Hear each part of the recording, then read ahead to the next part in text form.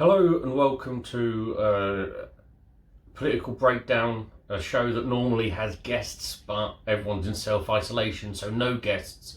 So my plan is to do a couple of shorter ones throughout the week until hopefully we get to a point where we can go down a pub again and do it properly with guests. So it's not going to be how it is normally, where it's me and some guests discussing the week's news.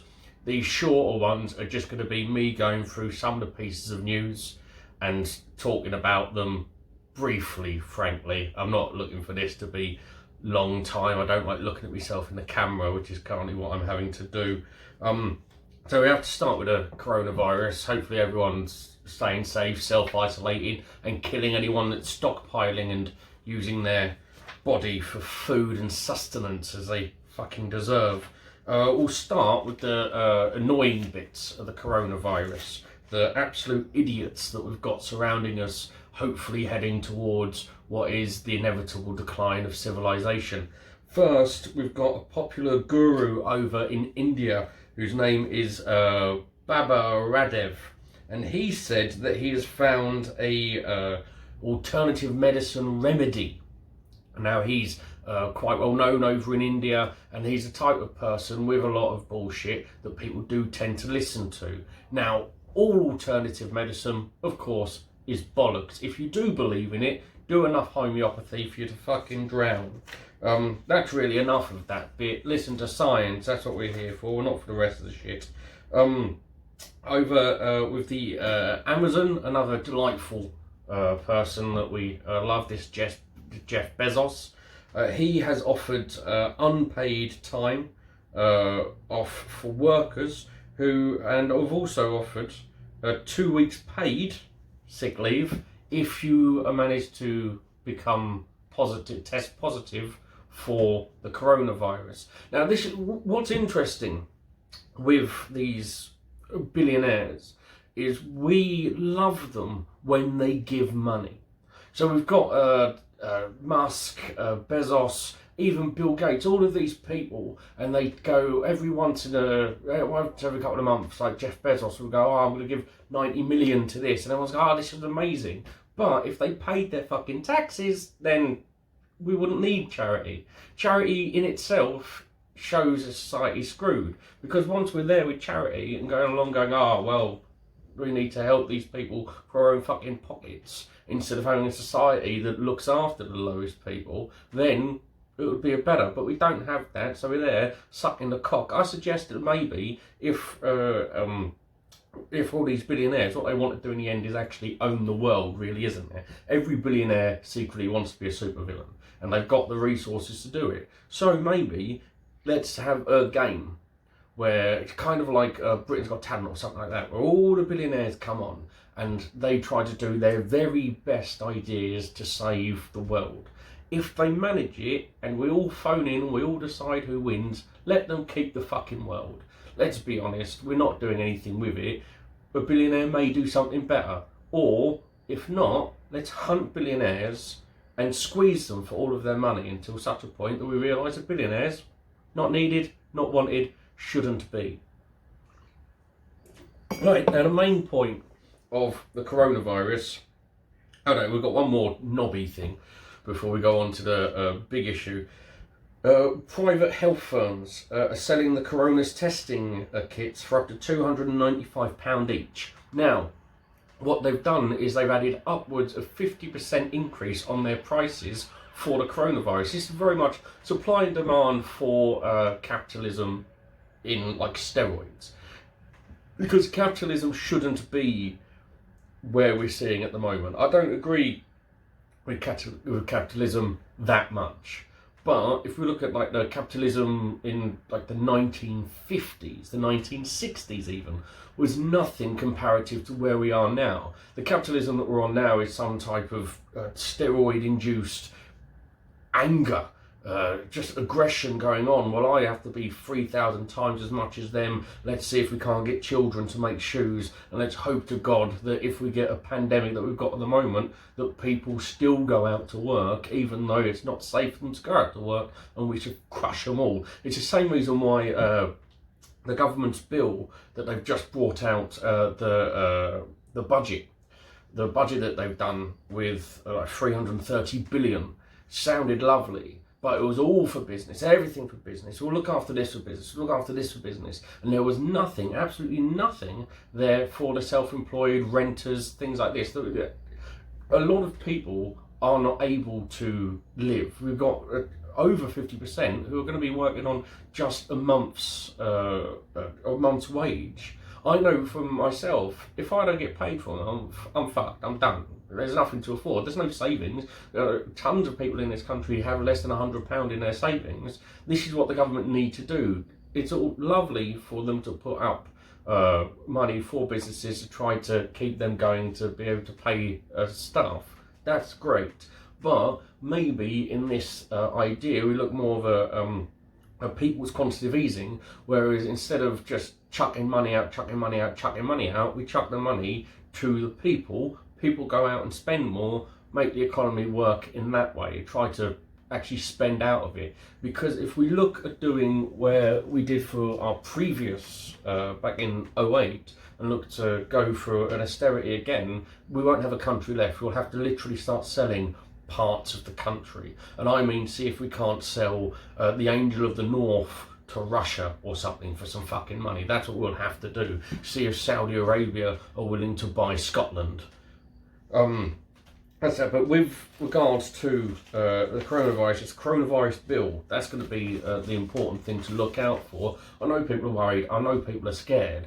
But the coronavirus bill, we still need to know what's going to happen, because when all this is said and done, when everything's moved on, when we're all better or everyone's dead and there's only a handful of people, Bill and Ben and the fucking flower pot men are coming to take everything over. Once we get to that point, our government is still going to be there with the laws that they have put in place now to protect you. And that's what it's all about.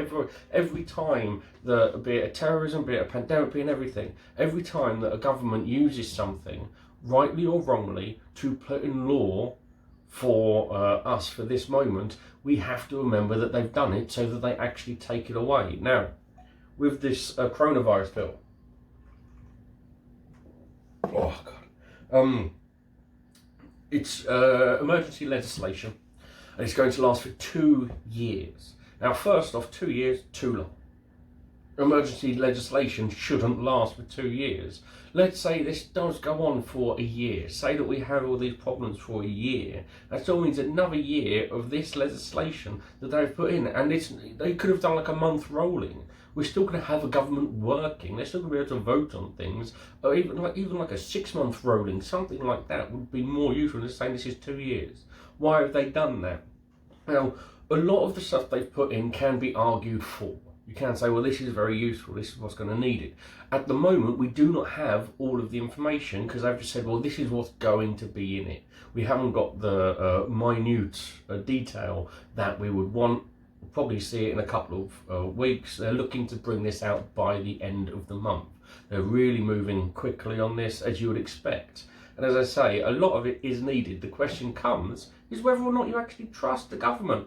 I don't. I don't trust any government. Be it if it was Jeremy Corbyn in, be it if it was Boris Johnson in, be it if it was me fucking mum in. I do not trust governments. You cannot trust government. So this is the type of thing that they will do, and they will try to justify their reasons for doing it. And some of it may be justifiable, but it's whether or not you yourself trust the government. I can't. I don't have it in me to. What they're looking for is indemnities to provide for criminal negligence liabilities coming from the NHS efforts to deal with the virus. Now that, simple suggestion that they're expecting things to get a lot worse. I am all for protecting the NHS workers, certainly. It's once again, it's one of them is where is the minute detail that we need on it. It's something that we do have to keep an eye on, because doing it for one reason is just saying, well, a lot of people are going to die, well, that's fine, but not everything is just, if we lower our standards and say that everything's fine, then there's a potential that our standards will stay low. We've also got provisions for local governments to take control of the death management process in their areas if death becomes too high for the current system to handle. Once again, no issues with that, frankly. I would say, and I'm not sure how everyone else feels about this, with regards to death, I think we should only have two options for what happens to the body. You either burn it or you give it to science. Anything else is a waste of space, in my idea. If you believe that your God wants you buried 6 foot down, then you're a fucking moron. Your God doesn't care. He only cares about, if you are religious, he only cares about your soul, not your body. What does your God have to care about of your body? It's your essence, it's your soul that's meant to matter. It cares because you don't want people who are still alive to think of anything bad about you. I would say either you get yourself burnt or you get yourself help in science, one of the two. What else we got? We've also got a bill that will enable the police and immigration officers to detain a person for a limited period who is or may be infectious, and to take them to a suitable place to enable screening and assessment. Now, of course, I mean, straight away, the worry there is who is or may be. So this is all something that we have to keep an eye on as to whether or not we're going to just give the government everything. At that point saying, well, take away the condom, bend us over and fuck us any which way, because we're scared. It's the same that happens every time there's terrorism. They bring in a new fucking terrorist legislation, although they bring in a new legislation for terrorism seemingly every 4 months, and it hasn't made any difference. So they're just giving themselves more and more and more powers. And when they say it's for this, it's for this, it's for this, and we go, yeah, that's fine, that's delightful, what we don't do afterwards is, can we get some of those freedoms back though? Now can we get some back? We forget. And so they just chip away more and more at our own personal freedoms. And then you have to question whether or not it's freedom versus safety, isn't it? That's what it all is. Everything in the end will come down to freedom versus safety. And you are not necessarily wrong on either which side. Myself, I'll take freedom above safety every day. But that is only me. We've also got the Home Secretary will have the power to request that airports can temporarily close, to cancel elections and restrict and prohibit events and gatherings. Now, once again, this is for 2 years. And so that's going to be able to stop protests, elections and protests for 2 years. That's a worry, that's a concern when you're looking at a Home Office that we currently have. This isn't the kindest Home Office in the world. Now we've got Priti Patel in, who I'm not sure where she ranks in terms of awful human being of who we've had at the recent Home Office, because there is a fucking list. But this is what we're doing. We're offering over, we're giving everything away at this point. Jeremy Corbyn's going to back this because it's an emergency, and because it's an emergency, we will give away everything and just hope that it all gets sorted. What we have to see really is, and we'll never be told about this, is what they're going to do with all of the data, because they are going to collect a lot of data from us. They are going to do more surveillance. One of the things that they will be looking for is a bill to introduce temporary judicial commissioners. As at the moment, normally they are former judges, and they tend to be old and grey and have to stay inside, otherwise they go out and die. And so we can't be having that. And so what we're going to do is we're going to get new ones, we're going to get temporary ones who are going to come in, and they're going to be young and they're going to be wonderful, and they're probably going to be on the same side as the government. So anything that the government wants, they will do. They're also looking at trying to extend the period in which urgent warrants for surveillance need to be reviewed from 3 days to 12.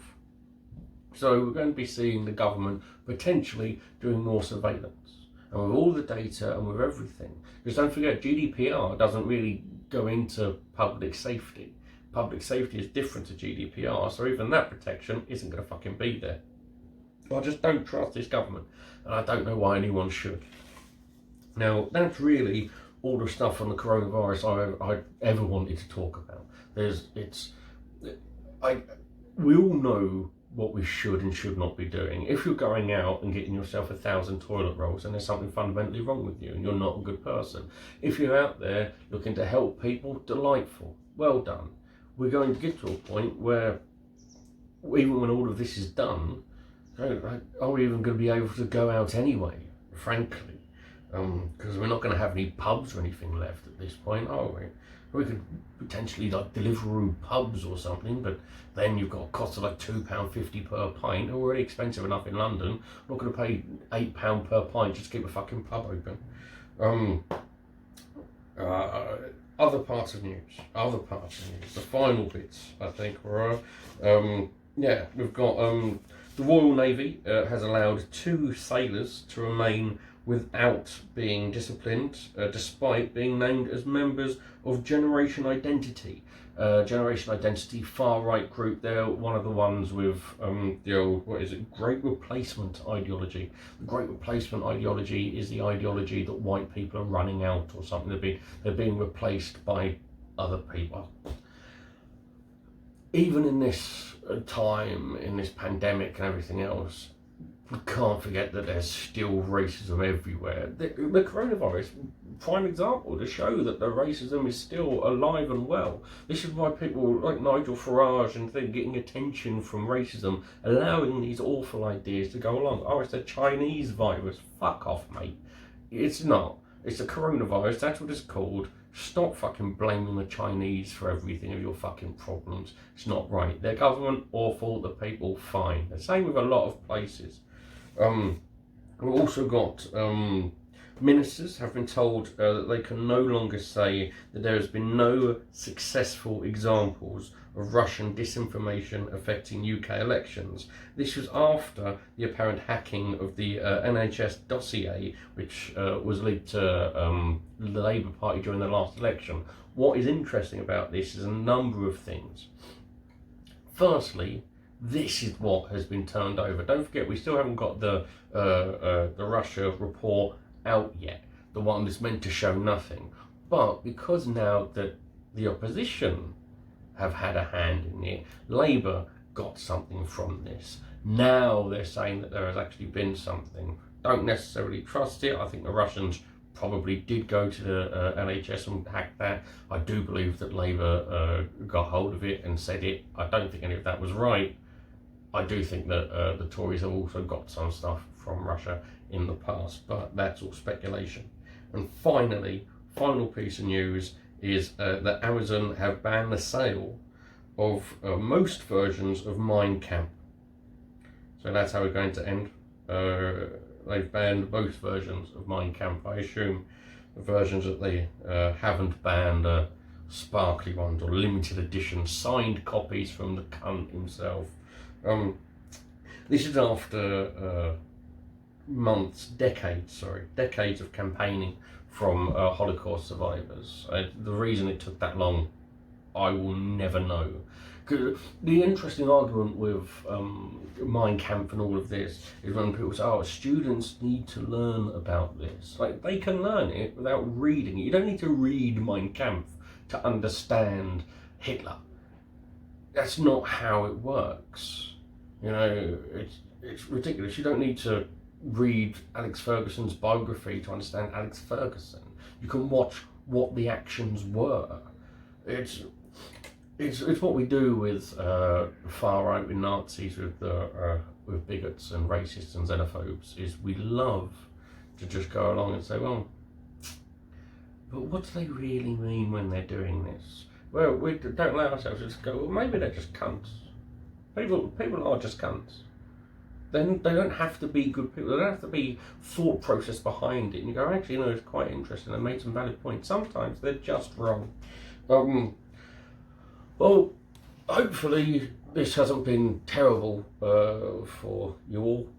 As always, I'm not going to edit this. I'm just going to put it out. I'll do another one on Saturday where we have the luxury of the Windrush report that's come out today, which is Thursday I'm recording this. So stay safe.